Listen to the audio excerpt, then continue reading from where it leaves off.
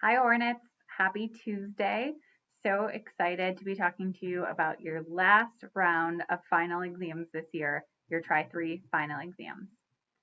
I know that it has been a long year and it's been a weird year, but this weekend was graduation, and it was a really exciting time to see all of our seniors really celebrating all of the hard work that has gone on their past 4 years of school. And I couldn't help but think about all of our 9th, 10th, and 11th graders who will soon be in this position.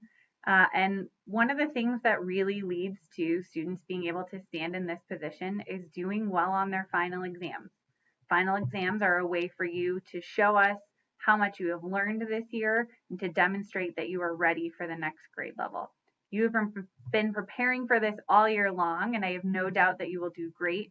And I'm so excited for you to take this next step towards graduation in the coming years. This is a reminder, I know you saw this on the slide before, of when exams are taking place.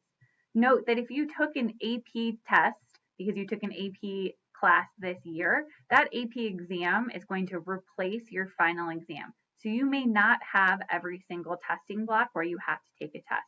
That's fine. That time is for you to study and prepare for other exams because you already studied and prepared for your AP test. What you will need for your test is really important, just like every other final exam session, that you are finding a quiet spot for testing at a desk or a table, that you have a charger so you don't have your computer die in the middle of this.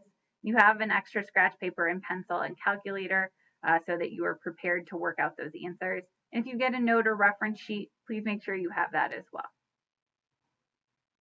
Taking the test is going to look similar to what it did in Try 1 and Try 2. You're going to join your Teams call via your Outlook invite. You should have checked yesterday morning to make sure you have an Outlook invite for all of your exams.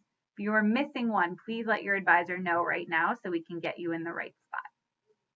You'll keep your cameras on during testing, and you'll make sure you're working urgently because our tests have timers and you want to make sure that you are finishing in time because once a timer runs out, the test will automatically shut down. All of our final exams are open note. That means notes that you have taken in class, not Google or Photomath. And because this is timed, a reminder, you won't have enough time to Google your answers or use Photomath. So work through urgently with your notes, but don't be using the internet. We have two different platforms where you might take your tests.